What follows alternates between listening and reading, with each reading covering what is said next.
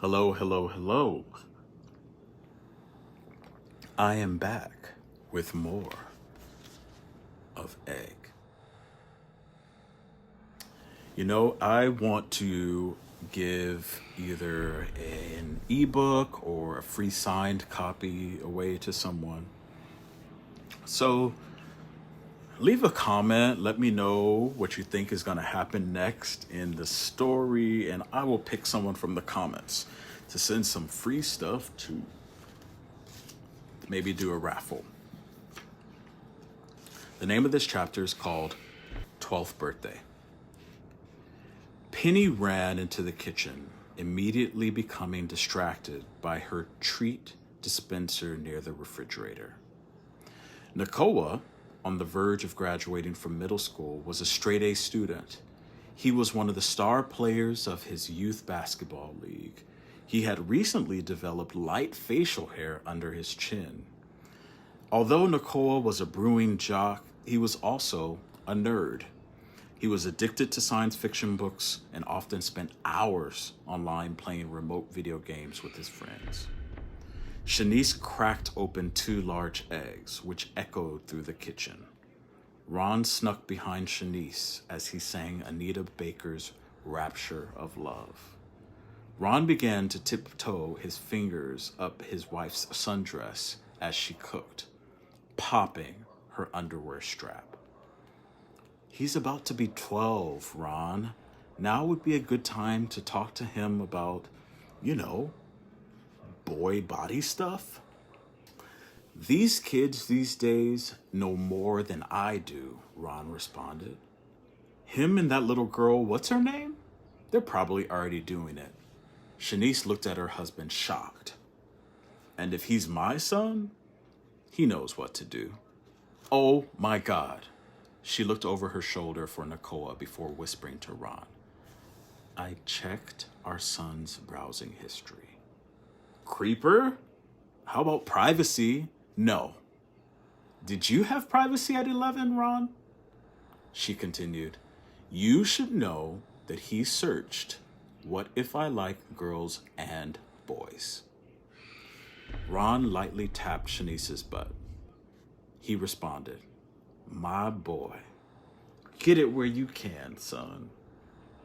Ron, if our son is unique, I need to know as soon as possible.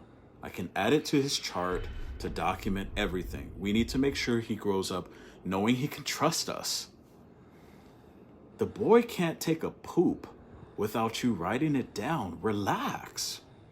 Ron and Shanice began to bicker about whom would talk to Nakoa about sex. You're his father. Please, Ron, his underwear is changing. A lot of boy residue. Nakoa frolicked in the living room, texting on his new smartphone, scratching his leg. Good morning, bud. I have itch cream in my parlor. It was now the peak of summer, and mosquitoes had overtaken Atlanta. Who are you texting? Is it... Shanice paused, scrambling the last bit of egg yolk. Nakoa, is Persephania your girlfriend? Ron motioned Shanice to leave him alone. Nakoa began to forcefully scratch his chest. Mom, cereal? Nakoa opened the cereal box and peeked in, still scratching. I didn't forget, Shanice began. Then she screamed, knocking the cereal bowl off the table. A small section in the center of Nakoa's chest began to wrestle around, appearing to move in a circular motion, like a finger was trying to poke through Nakoa's polo shirt. What? Nakoa looked up at his mom shyly. Shanice's face became emotionless as she stared at the center of Nakoa's chest. What is that moving under your shirt?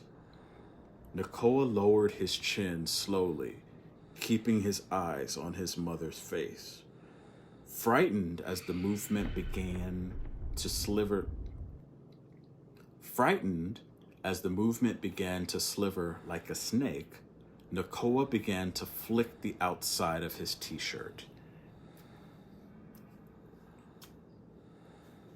He ran backward, losing his balance. He knocked over dishes and a large bowl of Granny Smith apples. The movement under his shirt stopped.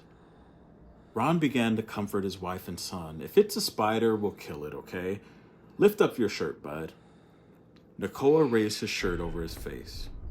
Ron, Shanice, and Nakoa stood frozen for several minutes as Ron's face went through several emotions. Ron glanced at his wife, who stood behind Nakoa. Penny pranced behind Shanice, wagging her tail excitedly. Shanice furrowed her eyebrows. What happens next? Tell me in the comments. See you tomorrow.